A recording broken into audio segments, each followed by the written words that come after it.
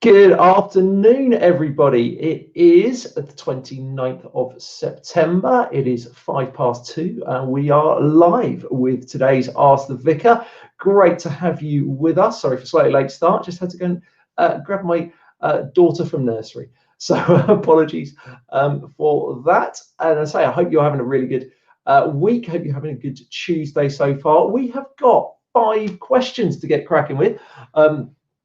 On Ask the Vicar this week, so we'll get into those in a minute. If you are watching us this afternoon, let us know where you're watching from. If you've got questions, just pop them in the comments section. Welcome, Derek. Great to have you here this afternoon. Hope you're having a enjoyable Tuesday so far. Let's say we'll get cracking straight into our questions in a moment or two. But say, as always, let us know where you are watching from as well. So, first question that has come in this week. If you don't want to put your questions in the comments section, do send them through to vicar@marymagdalene.co.uk, and we will either answer them today or get onto them in future weeks. So, the first question asked today, quite a nice kind of social one to get us started with this afternoon. But it's been, what's the best television program you've seen this year? I was like, oh my goodness, that is such a tough question. Watched so much, especially through lockdown. But best thing. Now, I'm going to go with, in one sense, what's off the top of my head, because this is probably the latest thing that Emma and I have watched together. And so my favourite has been just a 3-part drama that was on ITV that was called Des. Now, it was quite a dark drama about a serial killer of all things, but it was a fascinating and really gripping watch, really, really well put together. I personally love dramas that are based on true stories that have happened in the past, like fictional drama as well, but dramas that are based on true stories. And this was just a fascinating insight into what causes someone to get into such a dark place that they feel that not only have to kill, but they become a serial killer as well. It's brilliantly acted by David Tennant. It's available on all your catch-up channels, subscribers at the moment, services, I should say, services at the moment. So do watch that. I say it's called Des. It's a 3-parter. Now, second question is one that's coming up very, very regularly. I guess we're all asking those at the moment. We asked this question at the moment, and it is simply this: when do you think we're going to get back to normal? And what will it be like when we get back there? Okay, question, straightforward answer from me right now is that I don't know. I think we will be fully, in a sense, in inverted commas, back to normal when we finally have a vaccine, whether that will be. I don't think it's going to be happening this year yet at all. I'd like to think by summer 2021 we might be in a place where we're clear of this, but really, who knows? What will it be like when we're back to normal? I think we're creatures of habit, and we're desperate, in a sense, to have our old lives back. So I think in some ways we'll go back to how things were quite swiftly.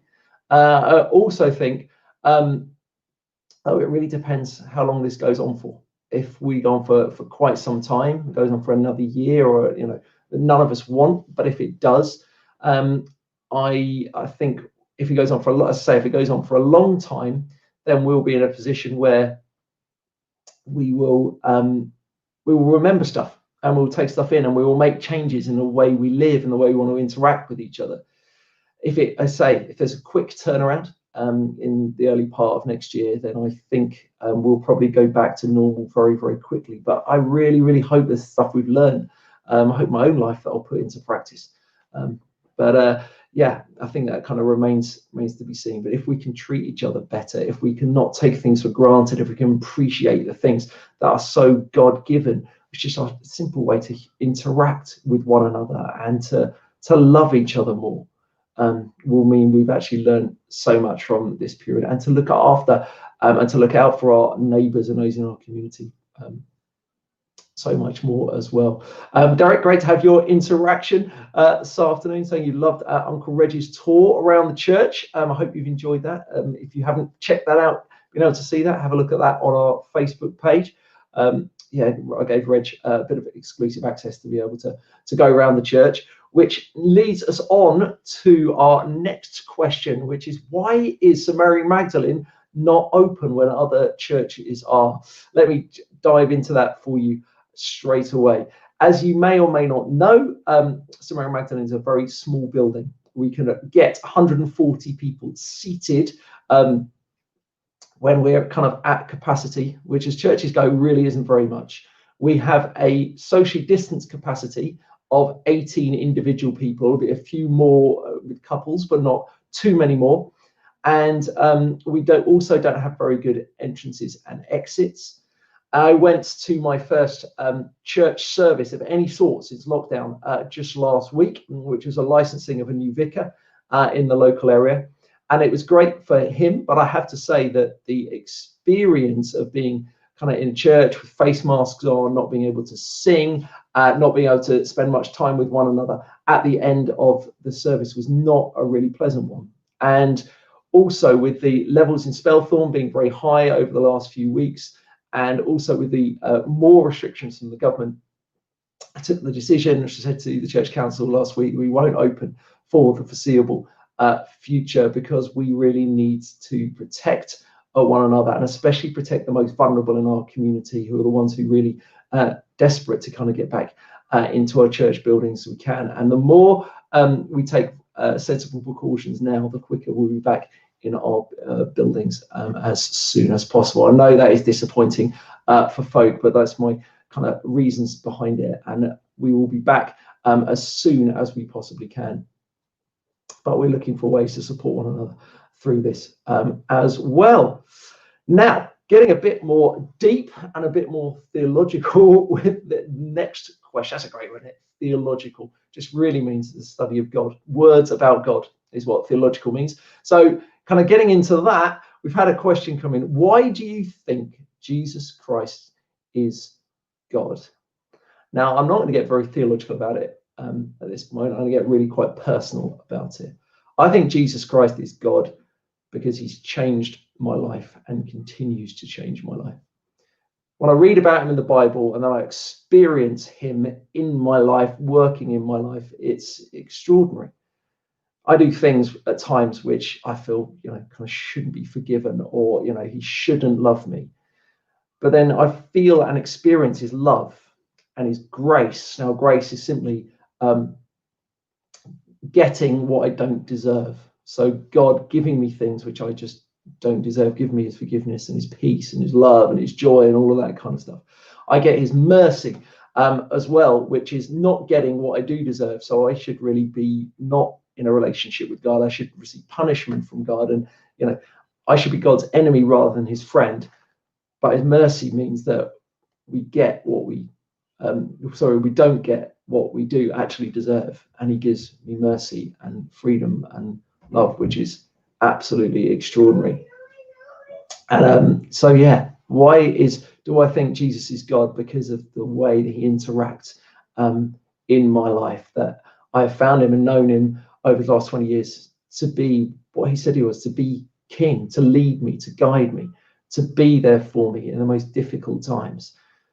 And it's exactly what the Bible says he will do for us. And he is God, and he is indescribable, and he's wonderful, and he is awesome, and he is amazing. I love I've just said the word indescribable and then try and describe him, because he is God and he is extraordinary. He is there for each and every one of us as well. So yeah, I think he's God because I've known him to be God and Lord in my life, and each and every one of us can just call out to him wherever we are, whatever we're doing, and when we're just desperate, say, God, I need you, and Jesus, I need you, and he will be there for us by his Spirit. And the final question has been sent in today, which is a great one. Thank you for this question. I really, really hope you've been able to check out our brand new podcast, which is called Any More Tea, which myself and Katie Sumner have launched just this week. You can now download it on all of your different subscription platforms. Do have a look at that. Why have we decided to do it? Well, it's very simply, really, about 3 years ago, I kind of came up with this idea. I talked to a couple of people at that kind of time, but nothing seemed to come off with someone who was going to be a good kind of co-presenter. Then Katie joined the church a couple of years ago, and when she was doing her thoughts for the day that you might have seen earlier on in lockdown, they were getting tremendous numbers. And Katie can say things that I just can't get away with saying. She's incredibly funny, and we've kind of got this relationship where we can just talk about stuff together, bring different perspectives on life and on faith, especially, and also have a very joint interest in football and in sport as well. So it's just a great opportunity to chat. But my hope for the podcast is that people who have are completely new to faith, who don't often think about their lives, who say have never really heard or talked about Jesus before, have never come into a church, will find this podcast a way to begin a spiritual journey and to begin thinking about some pretty big and important things in life, as well as having some fun along the way. So I hope that it becomes a real kind of God thing, if you like, that it really kind of touches and plenty of people over the weeks and months, and that people really connect in with it. So thank you to everyone who has downloaded it already and listened to it. Do continue to let us know what you think about it as well.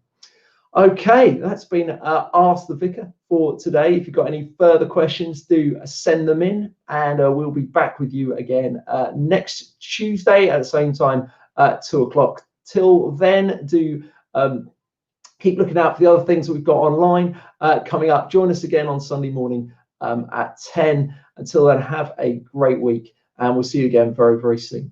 Goodbye for now.